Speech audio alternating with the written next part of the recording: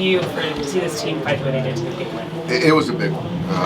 It was certainly a fight, a battle. We were scratching and clawing, as you can see tonight, and we talked about it earlier tonight. It started with Clayton, and Clayton did a great job setting the tone for us. And I thought the fastball was good all night. You could see the slider starting to get a little bit loose in the middle innings. But I just don't see a better competitor out there than Clayton Kershaw. And today, that seventh inning, really gritty. Certainly how the inning started, and for him to come away, put up another 0 was huge. And then you look back at the outing, I thought that relay from Outman to Rojas, and Will made an unbelievable play. It was an in-between hop. Have to make the tag, call gets overturned, gave us a lot of momentum. This was a game in which you guys had great defense, great pitching. You were able to get some things going offensively, which you got to when they got to the bullpen. Is this kind of what you wanted to see from this group? Is a win like this something that can turn the momentum of things around? That's our hope. It's been a while since we've had some traction, some consecutive wins, and I thought tonight, with the off day, having Clayton setting the tone for another little stretch here, I thought was great.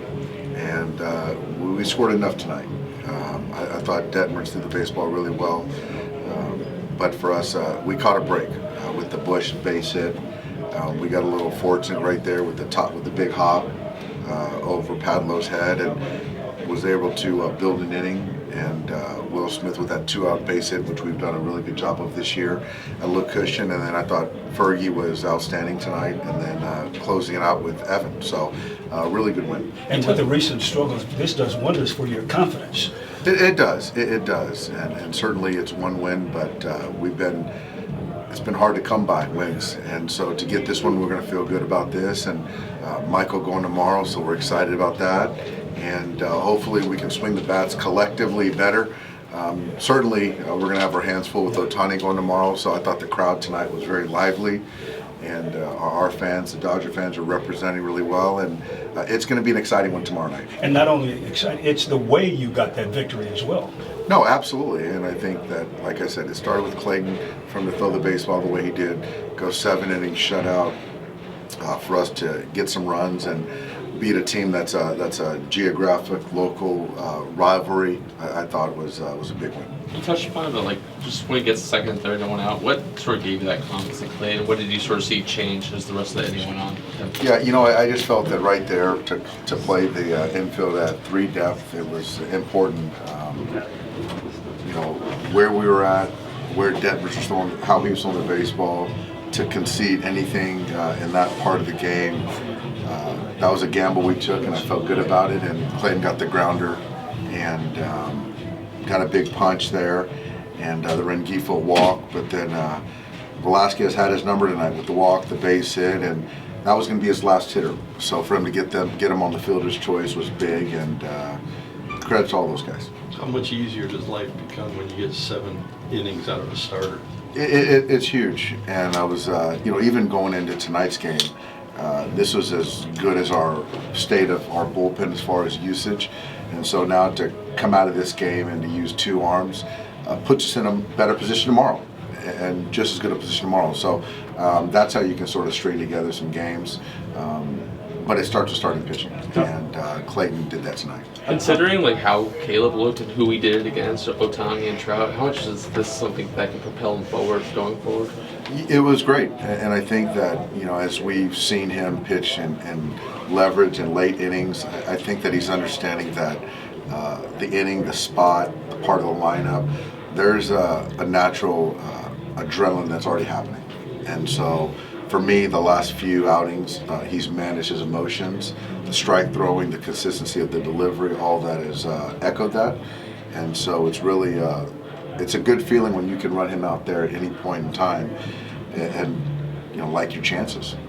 Why was that the choice instead of the other way? Phillips against that part of the lineup, and then maybe Ferguson in the ninth? I think that, just kind of digging in those guys, they're great hitters, but I think in this moment in time, left-handers are having a little bit of success. So, and it's nice when you can go to a left-hander named Caleb Ferguson and feel good about that. But you know, sometimes you got to kind of look at things and be able to make a decision with some information. And Caleb made us all look good tonight. David, has this year, this might be a weird question to ask, but has this year given you a even different level of appreciation for Clayton Kershaw and just how he can remain a constant at that age at a time when like your pitching staff in general is in such a flux? Yeah. I think it's hard for me to gain any more respect for Clayton, but given the state of our roster, certainly the pitching, and then now you layer in the starting pitching, and right now he's the only one standing from opening day.